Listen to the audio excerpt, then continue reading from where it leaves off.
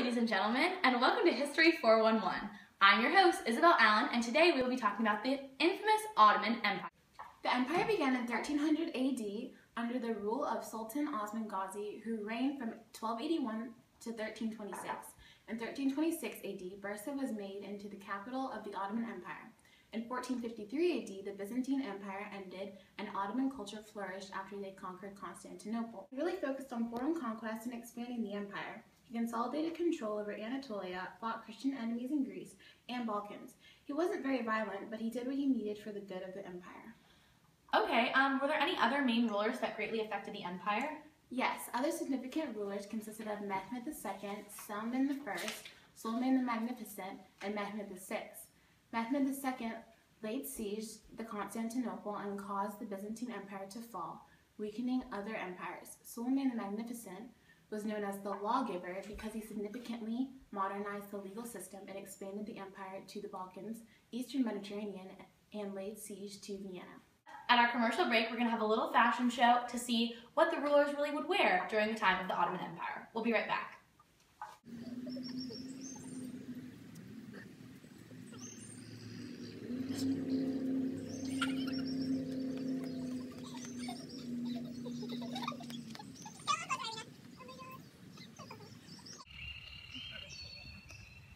How close should we get? Keep going. And pose outside. Cut it. Oh, wow! The girls down front, come on up. Come closer, ladies. Using your prior knowledge on the Ottoman Empire, which I'm sure you have a lot of, you're going to be representing the major events in chronological order, okay? So, time on the clock. All right, you have a minute to win it. Go!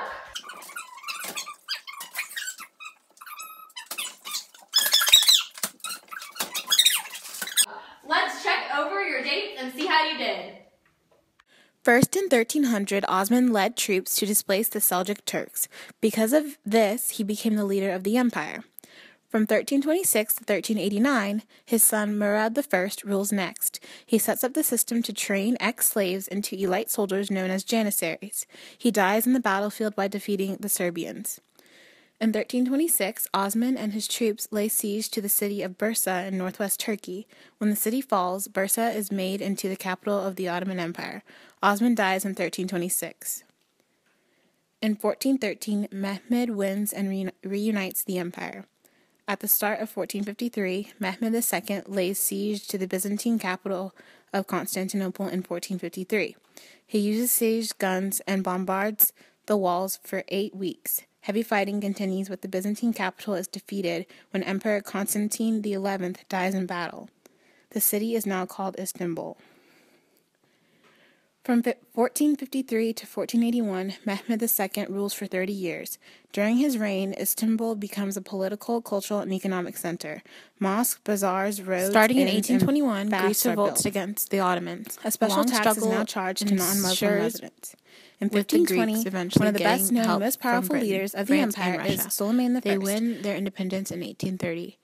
In 1878, Abdul Hamid II tries to instill reforms into the empire, including adding a constitution and parliament. These reforms fail, however. In 1878, the Congress of Berlin acknowledges the independence of Serbia, Romania, and Bulgaria. In 1912, though actually two different battles, the goal of the Balkan Wars is to take over the European lands that belong to the Ottoman Empire. Its efforts are successful. Finally, in the year of 1914, during World War I, the Ottoman Empire sides with the Central Powers. They lose the war, and peace treaties cause the empire to dissolve. The Republic of Turkey is established in 1923. Although in power for 600 years, the Ottoman Empire will best be remembered for its glory years of strong leadership and cultural influences that affected the lands they conquered. Politically, the sultans preserved the traditional Middle Eastern Islamic social divisions in government. At the top, the Asurki military class were limited largely to keeping order and securing financial resources. The Rayas, or the common people, were organized into autocratic communities according to religion and economics. Was anyone allowed to be involved in the government, or do you have to be of a certain group? Membership to the ruling class was open to anyone that declared loyalty to the Sultan, his dynasty, and the empire. They also had to accept Islam as their main religion and know the practice of the Ottoman way, which was a highly complex Ottoman language. So yes, Rhianna, anyone could join, but they had to be somewhat educated. However, members could also join from the Dervish system, and that took Christian youth and converted them to Muslim janissaries. What role did the ruling class play? Were they split into groups, or did they all work together? Did any problems arise? Members that ruled were divided into institutions according to their function. At the Topkapi Palace, there were two branches. The inner service, or the enderum, was in charge of producing, maintaining, and training future sultans. The outer service, or the Brunner, were in charge of administering the empire and directing the army. The scribal institution of Kalimi were in charge of collecting taxes, making expenditures, and writing imperial decrees. A problem the Sultanate never really decided on was succession. That was because there were a lot of numerous wars over who would rule. It caused a lot of problems and eventually led toward the decline of the empire. That's really interesting, Isabel. What was the empire like in an economic standpoint? You read my mind, Rhianna. I was just about to get to the economics. The organization was contained by financial funds the Ottomans acquired from the taxes or salaries paid by the treasury. One of the major economic sources of income was the booty gained in the war. After the empire reached its maximum size, it had no more land to conquer, and the sources of income began to dwindle. Inflation also affected the nation economically. Spain, England, and France were exploring and conquering land in the New World. They found huge quantities of gold and silver there. The Ottoman economy was also based on silver at the time, so after a huge influx from other countries, it was worth almost nothing. Isabel, what did you learn about the people religions? The main system of religion was under the Dervish system. Conquered Christian would surrender many of their young males to be janissaries. The children were forced to convert to Islam. Through this conversion, the boys learned the civil system.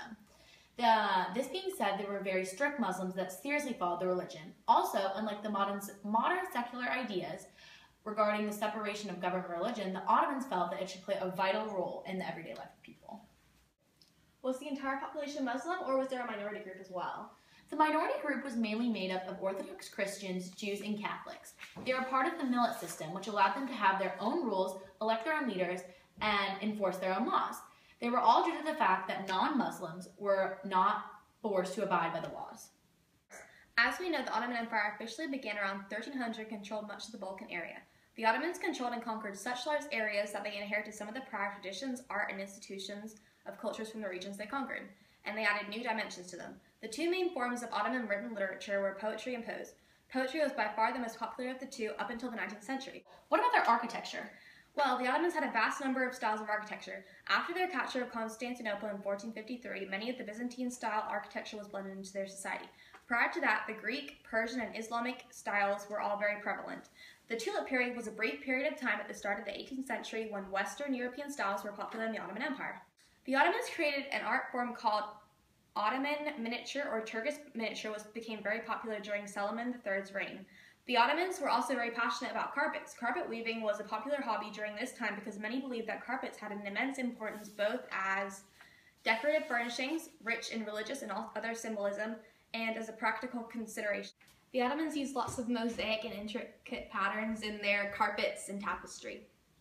Last question for you. What was society like? Intercultural marriage played a major part in creating a diverse Ottoman culture. Slavery was a huge part of the Ottoman society. Female slaves were sold as late as 1905 in the empire. During the 19th century, the empire came under pressure from Western European countries to outlaw the practice. Policies developed by various sultans throughout the 19th century attempted to curtail the slave trade. But since slavery did have centuries of religious backing and sanction, they haven't directly abolished the institution outright. Lastly, what was the major technological and scientific developments that occurred in the Ottoman era? Sultan Mehmed II built the first educational and religious complex called Faith Kaleezi in 1453. Medical sciences and astronomy were very popular fields at the end of the 15th century. Hezarfen was a scientist in the Ottoman Empire and was the first aviator to have made a successful flight with artificial wings. After the Ottoman army was defeated at Vienna in 1683, the rulers decided that in order to master the techniques of modern warfare, they needed to pay attention to military technology transfer. New technology like printing presses and pumping equipment for the firemen were imported from Europe. Thanks so much, Rhianna. At the height of its power, the vast Ottoman Empire spanned over 3 continents. Southeastern Europe, Western Asia, and North Africa, spreading all the way from the Balkans through Turkey into the Middle East and into some of North Africa. It also contained 29 provinces and several vassal states that were either absorbed by the empire or granted autonomy from it. Its location and size made it the center of interactions between Eastern and Western worlds for over 6 centuries. Constantinople was the Ottoman Empire's capital, and he who controls Constantinople controls the Black Sea. Its location proposed trade between Europe and Asia, spreading culture, ideas, and people, and this made the city a target throughout wars because of its influence on the rest of the world. In Constantinople, the climate was cold and snowy in the winter, but hot and humid in the summer. But the range of climates within the whole empire varied greatly as the geography changed from hot deserts to tall mountains. The most important landmarks include the Sahara Desert, the northern part of the Nile River, the Arabian Desert.